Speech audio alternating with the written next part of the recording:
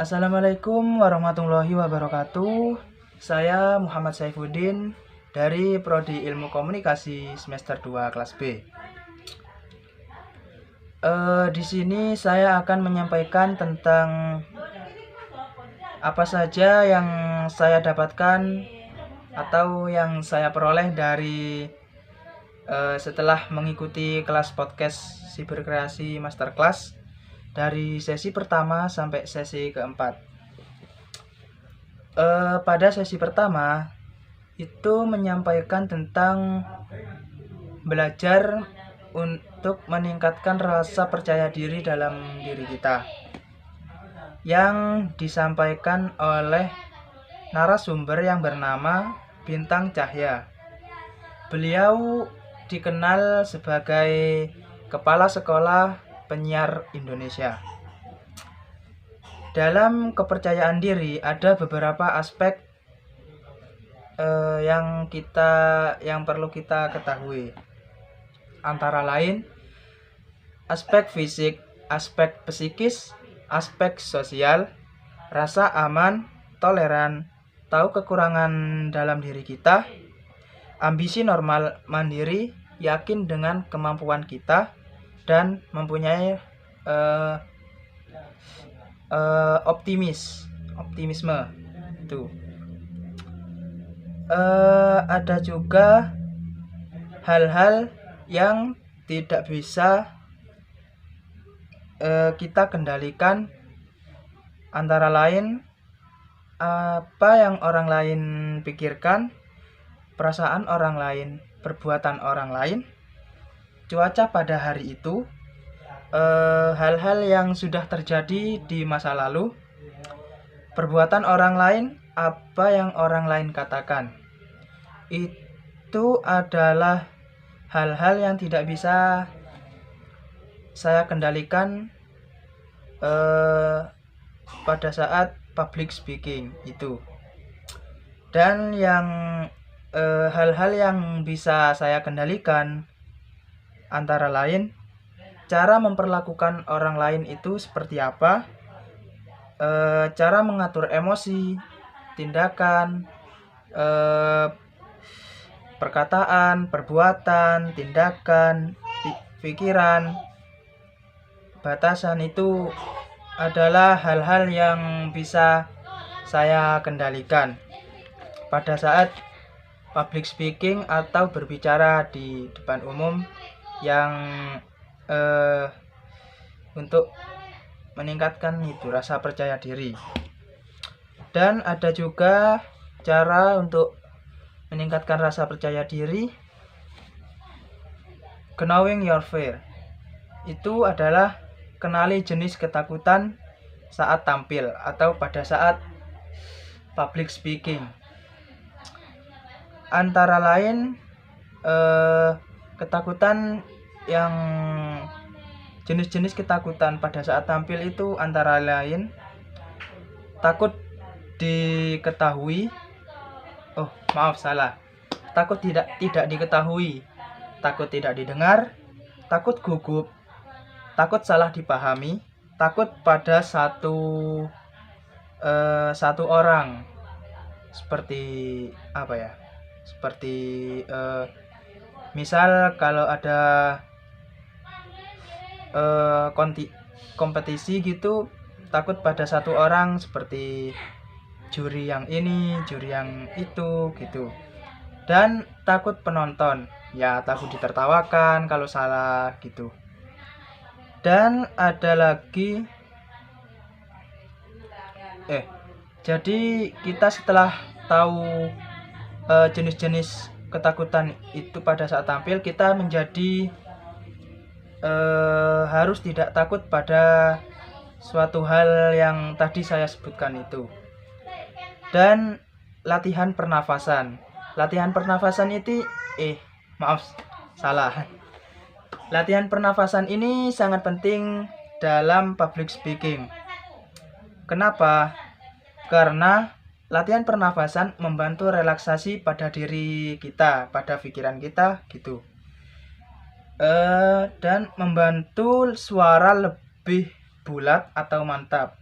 Jadi tidak gitu. Dan juga membuat tubuh tidak mudah lelah, tidak mudah capek. Itu kan latihan pernafasan gitu juga bermanfaat bagi tubuh gitu. Terus bagaimana cara mengontrol keyakinan atau kepercayaan diri dalam diri kita? Yang pertama adalah penuhi prestasi harian. Itu mungkin seperti kita lebih berlatih gitu. Lalu selalu mulai persiapan, kenali situasi, pelajari dengan baik konteksnya. Konteksnya itu seperti mungkin kondisi atau apa itu. Lakukan gladi bersih. Kan takut salah gitu, jadi harus melakukan gladi bersih. Lalu bicara sesering mungkin, mendengar seantusiasnya mungkin gitu. Jadi kita harus sesering mungkin berlatih berbicara di depan umum gitu, biar kita bisa melawan ketakutan tadi itu. Dan juga tempuh jam terbangmu gitu. Maksudnya itu mungkin kita harus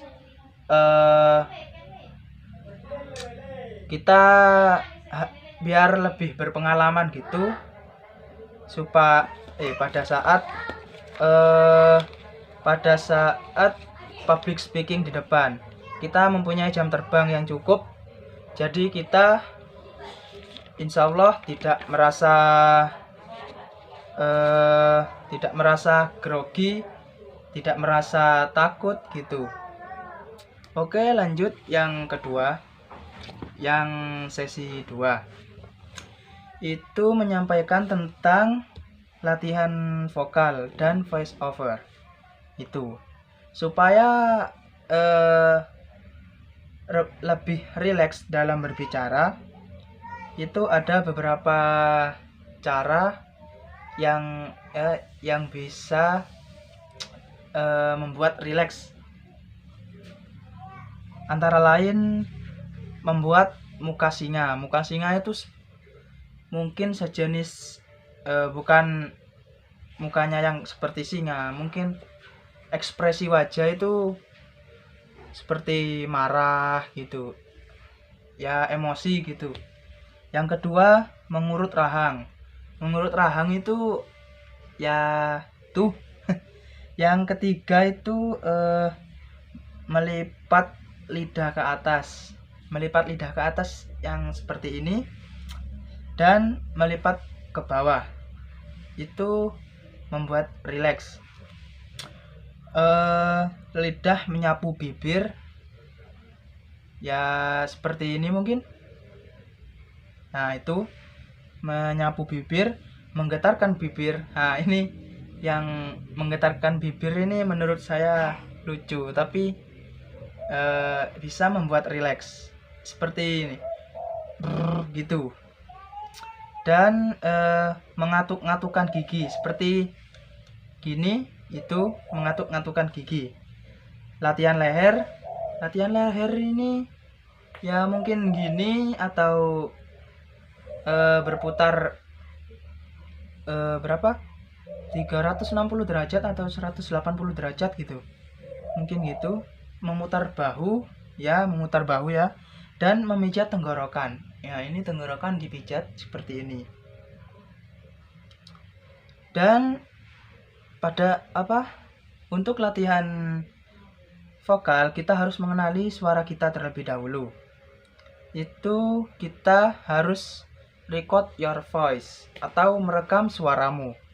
Kan banyak orang-orang yang merekam suara, mungkin seperti saya sendiri. Kalau pesan suara dalam WhatsApp ke teman gitu, kalau saya dengarkan sendiri, suara saya itu kok seperti ini, seperti itu gitu. Ya, itu harus latihan. Merekam suara itu latihan, terus latihan di record atau direkam, terus dengarkan sendiri, dengarkan suara itu seperti apa. Jika kurang memuaskan, rekam ulang hingga kita bangga mendengarkan suara kita sendiri sebelum didengarkan orang lain gitu. Dan jangan lupa posting di sosial media. Ya itu untuk melatih vokal kita supaya bagus atau supaya bisa enak didengarkan oleh orang lain. Ini ada juga perlengkapan dalam melakukan podcast. Dalam melakukan podcast ada peralatan seperti mic, soundcard, speaker, komputer, dan lain-lain. Dan dalam melatih vokal kita harus mengetahui intonasi nada. Kan ada intonasi datar terus ke atas, dari datar ke bawah, dari atas turun langsung ke atas lagi, dan dari bawah ke bawah lagi gitu. Ya, untuk melatih vokal ini kita harus, ya itu tadi, merekam suara kita, dengarkan. Jika kurang memuaskan, ya rekam ulang sampai enak didengar oleh diri kita sendiri sebelum dikirim ke orang lain gitu. Ya, jadi itu pada sesi kedua yang saya dapat. Ya, itu. Oke, kita lanjut ke sesi yang ketiga. Dalam sesi yang ketiga ini menyampaikan tentang bagaimana cara mengembangkan voice personality. Tuh. Yang pertama ada knowing yourself. Ketahui dirimu sendiri terlebih dahulu. Ask yourself. Tanya dirimu sendiri. Who are you? Nah, itu siapa kamu? Jadilah dirimu sendiri. Yang kedua itu what is your natural voice? Itu apa suara aslimu? Itu sukai dulu suara diri sendiri, walaupun itu mungkin tidak enak didengar oleh orang lain. Ya, kita kan lebih sering berlatih, nantinya pasti bisa enak didengar orang lain gitu. Terus yang ketiga, perbanyak cari referensi itu. Terus cara yang kedua, knowing your audience. Ketahui pendengarmu. Tuh.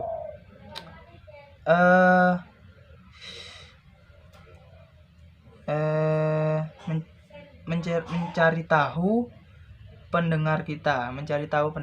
Ini maksudnya mungkin pendengar kita itu siapa, anak-anak atau remaja atau dewasa atau sudah tua gitu, atau sudah berumur. Nah, jadi kita tahu untuk apa yang akan kita sampaikan itu supaya tidak salah bicara atau salah untuk mengirimkan pesan gitu. Terus tanya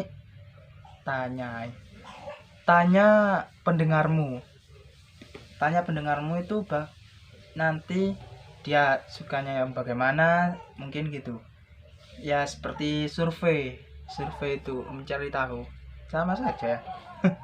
Ya, terus air persona ini ada beberapa tipe dalam ini.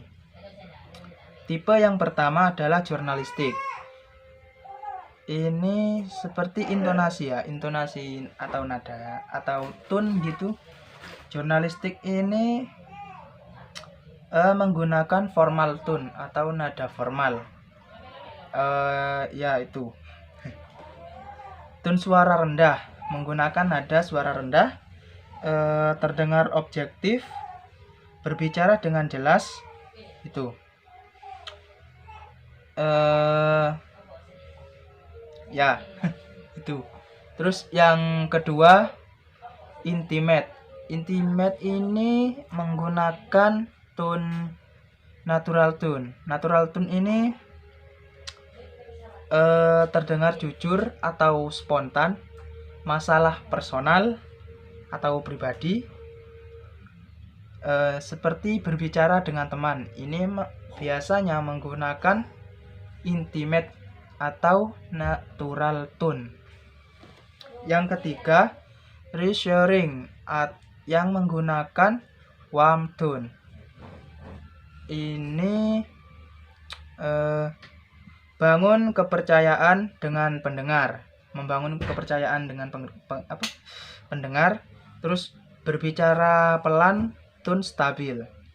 Berbicara pelan, meskipun berbicara pelan, tapi tone-nya stabil, tidak goyah gitu. Terus menciptakan rasa aman.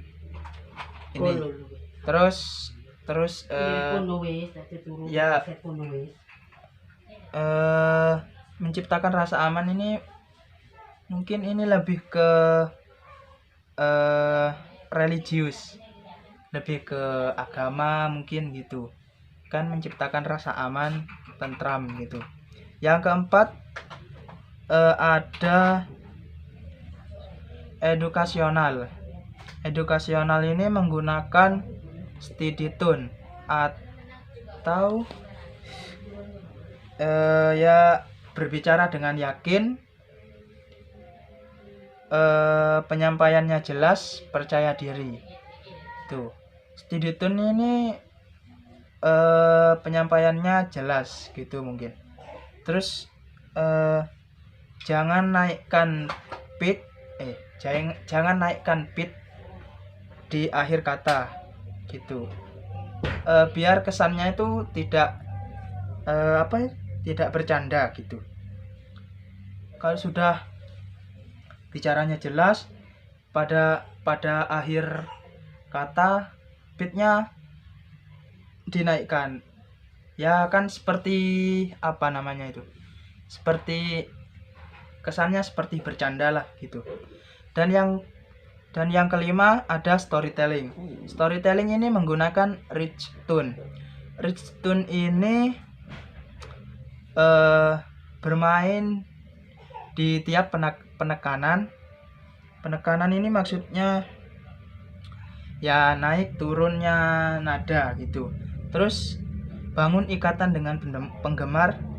Dan yang terakhir bermain karakter suara. Bermain karakter suara ini ada beberapa karakter. Nah, itu mencoba semua karakter suara. Jadi dalam mengembangkan voice personality ini jadilah diri sendiri. Sukai suara aslimu dulu. Terus perbanyak cari referensi. Referensi itu banyak ya. Cari di Google juga ada, YouTube, di IG, Instagram.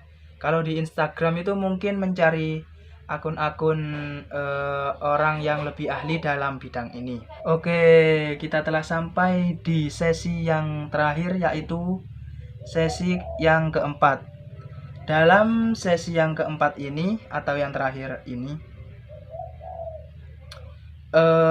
menyampaikan tentang teknik storytelling. Pada zaman dulu atau orang dulu menyebutnya dengan analogi api unggun. Analogi api unggun ini berguna seperti untuk mengumpulkan orang-orang untuk bercerita, bercanda gitu. Dan bercerita ya segala macam cerita itu diceritakan. Pada saat ini analogi api unggun ini berubah menjadi analogi audio dan disebut audio storytelling. Audio storytelling ini bertujuan buat siapa berbicara. Hiburan, bisa buat hiburan, inspirasi, edukasi, motivasi, jualan, ya gitu deh. Pokoknya pengen cerita intinya. Dan tujuannya itu untuk didengar dan dipahami gitu. Dalam audio storytelling itu ada 3, yaitu struktur, visual, dan suara. Yang pertama itu ada struktur. Dalam struktur, manusia cenderung berpikir dan mengingat pola. Dan ada the rule of three dalam storytelling. The rule of three ini ada 3 pola atau 3 babak. Yang babak pertama itu biasanya ada pengantar. Dan yang babak kedua itu ada konflik atau masalah yang terjadi. Dan babak yang ketiga itu ada solusi atau solusi untuk menyelesaikan masalah yang terjadi tadi. Itu. Yang kedua ada visual.